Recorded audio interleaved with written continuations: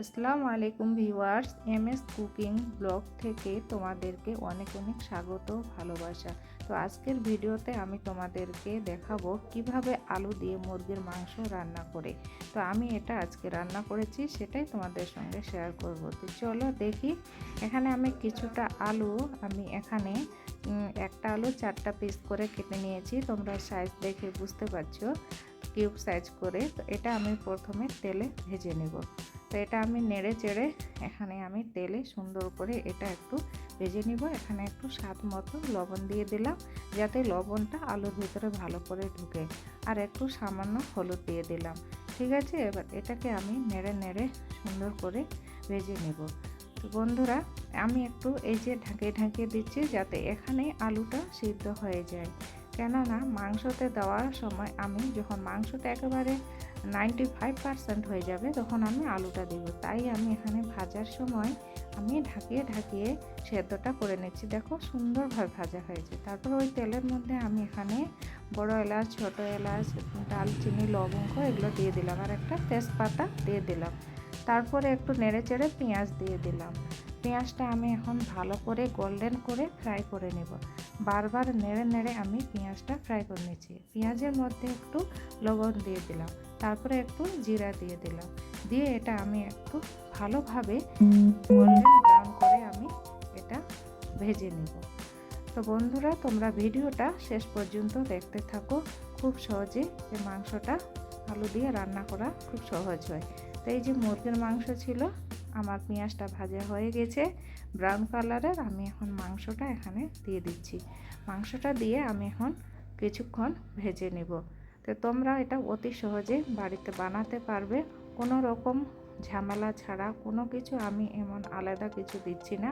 ঘরে যেটুকু উপকরণ আছে সেগুলো দিয়েই আমি এই মাংসটা রান্না করব।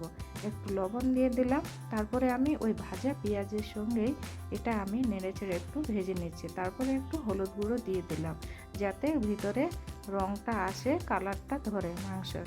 তারপরে আমি এটা এখন ভালোভাবে ভেজে নিচ্ছি। পেঁয়াজটার সাথে মশলাগুলো একটু পরে দিব। তারপরে এই টমেটোও দিয়ে দিলাম। টমেটোটাও আমি একটু এই মাংসের সঙ্গে পেঁয়াজের সঙ্গে ভেজে নিচ্ছি। তো এটা যখন টমেটোটা একটু যখন হয়ে আসবে, একটু নরম হয়ে আসবে, তখন এর মধ্যে আমি একটু ঝালের গুঁড়ো, ধনিয়ার গুঁড়ো এগুলো দিয়ে দিলাম। তারপরে এর মধ্যে আদা রসুনের পেস্ট আমি আগে থেকে করে রেখেছিলাম, সেটাও দিয়ে দিলাম। তারপরে আমি এখন এটা নেড়ে চেড়ে একটু করে কষে নেব। ঠিক আছে, তো আমি এটা কষে নিচ্ছি। ফ্লেমটা হাই করে রেখেছি। তো বন্ধুরা, তোমাদের সঙ্গে আমি একটা টিপস শেয়ার করছি, একটা কথা শেয়ার করছি। যেটা হচ্ছে, আমার এই চ্যানেলটার আগের নাম অন্য ছিল, এমএস ব্লগ ভেঞ্চার। আমি এখন এটা চেঞ্জ করে এটা এমএস কুকিং ব্লগ করে দিলাম। ঠিক আছে বন্ধুরা, তোমরা আমার ভিডিওতে ফলো করবে, আমার চ্যানেলটাকে সাবস্ক্রাইব করে দিবে এবং ভালো লাগলে আমাকে কমেন্ট করবে। তো এই যে আমি মাংসটা সামান্য একটু জল দিলাম, এবার আমি এটা কষছি।